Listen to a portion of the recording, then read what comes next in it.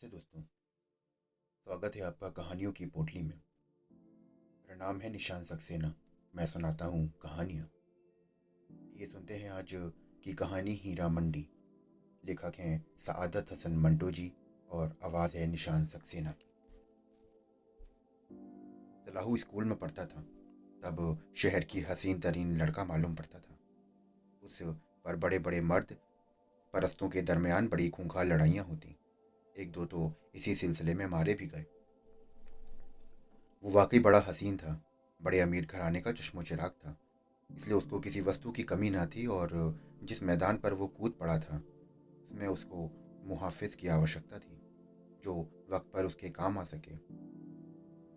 शहर में यूं तो अनोखो बदमाश और गुंडे मौजूद थे जो हसीनो जमील सलाहू के एक संकेत पर कट मरने को तैयार थे, मगर दादू पहलवान की एक निराली बात थी। वो काफ़ी मुफलिस था, बहुत बदमिजाज और अक्खड़ तबीयत का था, मगर इसके बावजूद उसमें ऐसा बाकपन था कि सलाहू ने उसे देखते ही पसंद कर लिया था और उससे उसकी मित्रता हो गई थी।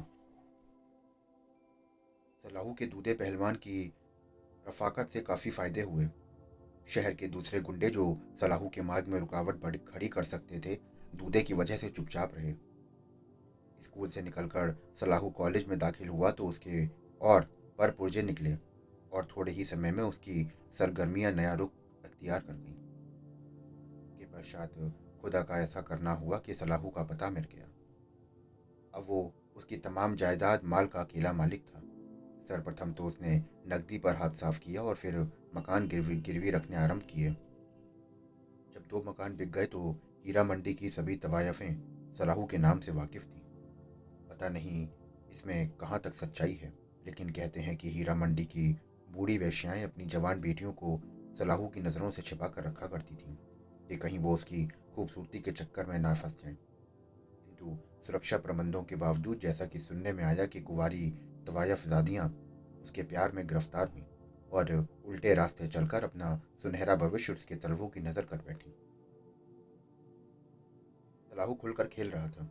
दूधे को पता था कि ये खेल देर तक जारी नहीं रहेगा। वो आयु में सलाहू से दुगना बड़ा था। उसने हीरा मंडी में बड़े बड़े सेठों की खाक उड़ती देखी थी। वो जानता था कि हीरा मंडी ऐसा कुआं है जिसे संसार भर के सेठ मिलकर भी नहीं बढ़ सकते, लेकिन उसको कोई नसीहत नहीं देता था। शायद इसलिए कि वो जानते थे कि जो भूत उसके हसीनो जमील बाबू पर सवार हुआ है उसे कोई टोना टोटका भी नहीं उतार सकता। दूल्हा पहलवान हर समय सलाहू के साथ रहता। शुरू शुरू में जब उसने हीरा मंडी का रुख किया था तो उसका विचार था कि दूल्हा भी उसके प्रेम में शरीक होगा, लेकिन धीरे धीरे उसे मालूम हुआ कि उसे इस तरह से इश्क में कोई दिलचस्पी न है जिसमें वो दिन रात गर्क रहता था। वो गाना सुनता था, शराब पीता था, वेश्याओं से भद्दे और गंदे उपहास करता था, और उससे कभी आगे नहीं बढ़ पाया था। उसको बाबू रात रात भर किसी माशूक को पहलू में दबाए पड़ा रहता और बाहर पहरेदार की तरह जागता रहता। लोग समझते थे कि दूधिया ने अपना घर भर लिया है। धन की जो लूट मची है उसमें उसने यकीनन अपने हाथ रंगे हैं। इसमें कोई संदेह ना था कि जब सलाहू दादे इश्क देने के लिए निकलता था तो हजारों नोट दूधे की तहवील में होते, मगर ये केवल उसको मालूम था कि पहलवान ने उनसे कभी भी एक पाई इधर से उधर नहीं करी। वो केवल सलाहू में से दिलचस्पी थी जिसे वो अपना आका समझता था। ये आदमी भी जानते थे कि दूधा किसी सीमा तक उसका गुलाम है। सलाहू उसको डांट डपट लेता था, कभी कभी नशे में उसे पीट भी लेता था, मगर वो चुपचाप रहता। तीनों जमील सलाहू उसका पैगंबर था। वो उसके हुजूर में कोई भी गुस्ताखी नहीं कर सकता था। एक दिन इत्तेफाक से दादू बीमार था। सलाहू रात को सदैव की तरह ऐश करने हीरा मंडी पहुंचा। वहां किसी वैश्या के कोठे पर गाना सुनने के दौरान उसकी झड़प किसी तमाशाबीन के साथ हो गई और हाथापाई में उसके माथे पर हल्की सी खराश भी आ गई। दादू को जब इसका पता चला तो उसने दीवार के साथ सर टकराकर अपना सर जख्मी कर लिया। स्वयं को बेशुमार गालियां दी, बहुत भला बुरा कहा। को इतना अफसोस हुआ कि 15 रोज तक उसका सर सलाहू के सामने झुका रहा। एक एक अल्फाज भी उसके मुंह से ना निकला। उसको महसूस होता कि उससे कोई काफ़ी बड़ा गुनाह हो गया है। चुनांचे लोगों का बयान है कि वो बहुत रोज तक नमाजें पढ़ पढ़कर अपने दिल का बोझ हल्का करता रहा। सलाहू की वो इस प्रकार खिदमत करता था जैसे पुरानी कहानियों के वफादार सेवक करते हैं। वो उसके जूते पॉलिश करता था, उसके पैर दबाता था, उसके चमकते शरीर पर मालिश करता था और उसके हर आराम और ऐश्वर्य का ख्याल रखता था। कभी कभी सलाहू गुस्सा हो जाता तो उस वक्त दूल्हे पहलवान के लिए बड़ी आजमाइश का होता था। संसार से बेजार हो जाता, फकीरों के पास जाकर तावीज लेता और स्वयं को तरह तरह की जिस्मानी तकलीफें पहुंचाता। अंत में जब सलाहू मौज में आकर उसे बुलाता तो ऐसा प्रतीत होता जैसे उसके दोनों जहान मिल गए। उदय को अपनी शक्ति पर नाज नहीं था। उसे यह भी घमंड ना था कि छुरी मारने के फन में उसका कोई मुकाबला नहीं। उसको अपनी ईमानदारी तथा अपने खलूस पे भी कोई घमंड ना था। लेकिन उसे अपनी इस बात पर काफी नाज था कि वो लंगोट का पक्का है। वो अपने मित्र यारों को बड़े फख्र और शान से सुनाया करता था कि उसकी जवानी में अनेकों मर्द मार औरतें आईं। मित्रों ने बड़े बड़े मंत्र उस पर फूके, मगर वो शाबाश है कि उस्ताद को वो लंगोट का पक्का रहा। ये बढ़ नहीं थी उन व्यक्तियों की जो खुद दूधे पहलवान के लंगोटिए थे। ये उसका दामन सभी दागों से पाक है। कई बार चेष्टा भी की गई कि वो गुमराह हो जाए, लेकिन नाकामी हुई। वो साबित कदम रहा।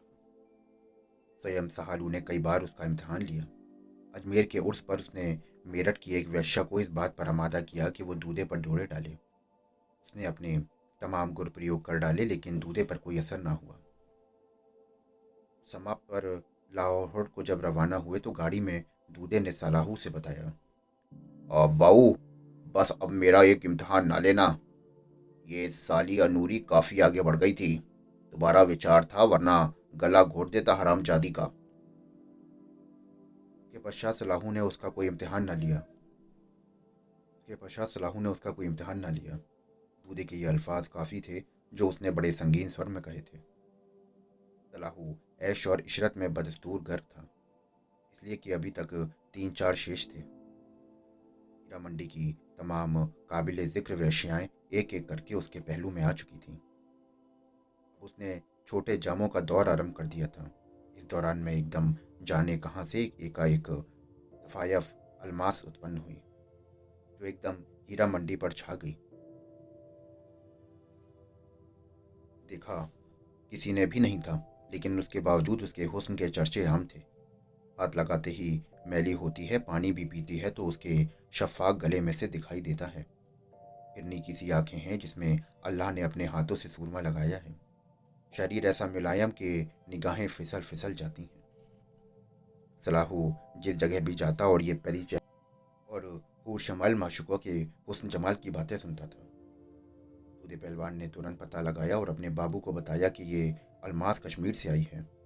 वाकई खूबसूरत है और अधेड़ आयु की माँ उसके साथ है, जो उस पर सख्त निगरानी रखती है। इसलिए वो लाखों के सपने देख रही है। जब अलमास का मुजरा आरंभ हुआ तो उसके कोठे पर वही साहिब जाते जिनका लाखों का कारोबार था। सलाहू के निकट अब इतनी दौलत ना थी कि वो उन तगड़े अमीर आशिकों का खम ठोक कर मुकाबला कर सके। 8-10 मुजरों में ही उसकी हजामत हो जाती। चुनांचे अब वो इसी विचार से खामोश रहता कि सीख कबाब खाता रहा। दूधे पहलवान अपने बाबू की ये बेचारगी देखता तो उसे बड़ा कष्ट होता, मगर वो क्या कर सकता था। उसके पास था ही क्या। केवल उसकी जान थी जो इस मामले में सलाहू अजमास की माँ इकबाल से राब्ता उत्पन्न करे और उस पर यह जाहिर करे कि वो उसके इश्क में गिरफ्तार हो गया है। इस प्रकार जब अवसर मिले तो अलमास को अपने अधिकार में कर ले। सलाहू को ये तरकीब बेहद पसंद आई। चुनांचे तुरंत उस पर हमलो मत आरंभ हो गया। इकबाल बहुत खुश थी कि ढलती उम्र में भी उसके सलाहू जैसा सुंदर चाहने वाला मिल गया।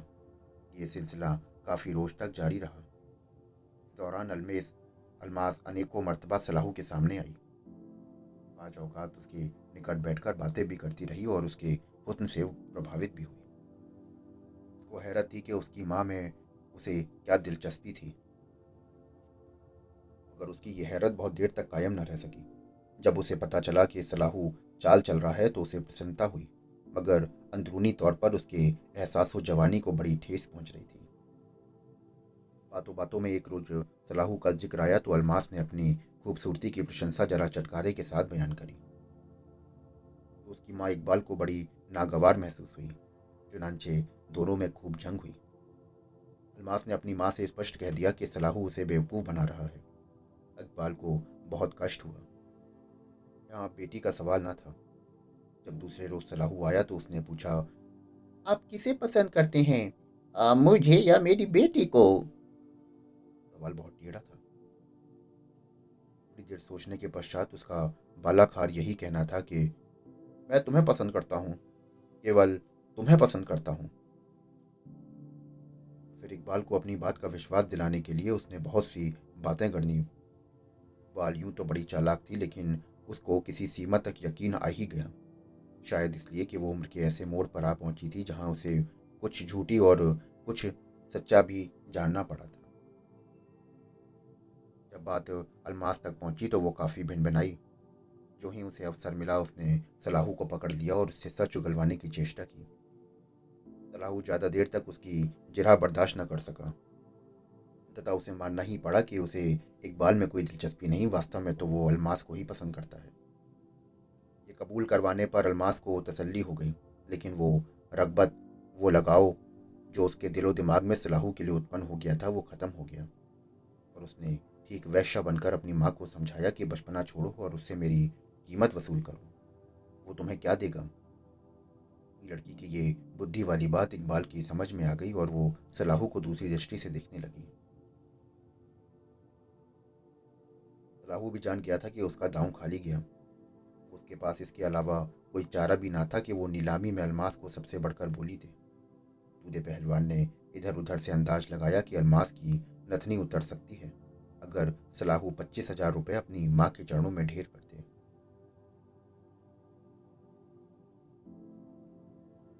सलाहू अब पूरी प्रकार जकड़ा जा चुका था।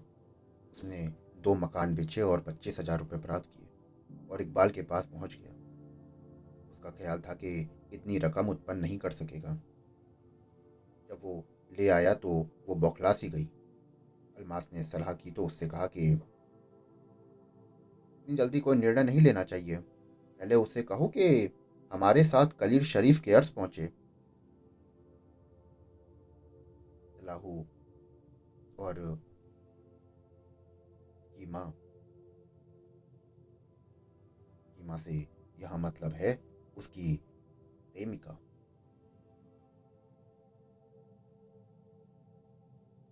और अंजाम ये हुआ कि पूरे 15,000 रुपये मुजरों में खर्च हो गए। उसकी उस तमाशोबीन पर जो अर्श में बैठे हुए थे, धाक तो जम गई, मगर उसके 25,000 रुपयों में दीमक लग गई। वापस आए तो शेष रुपया धीरे धीरे अलमास की फरमाइशों को नजर हो गया। दूधा अंदर ही अंदर क्रोध से खौल रहा था। उसका जी चाहता था कि इकबाल और अलमास दोनों का ही सर उड़ा दें, लेकिन उसे अपने बाबू का ख्याल आया था। उसके हृदय में बहुत सी बातें थीं जो उस सलाहू को बताना चाहता था, लेकिन बता नहीं सकता था। इससे उसे और भी झुंझलाहट हुई थी। सलाहू बहुत बुरी तरह से अलमास पर लट्टू था। 25,000 ठिकाने लग चुके थे और अब वो 10,000 रुपये इस घर को गिरवी रखकर उजाड़ रहा था। इसमें उसकी नेक सीरत माँ रहती थी। ये रुपया कब तक उसका साथ देता जब अलमास और बाल दोनों जोक की तरह चिपटी हुई थी।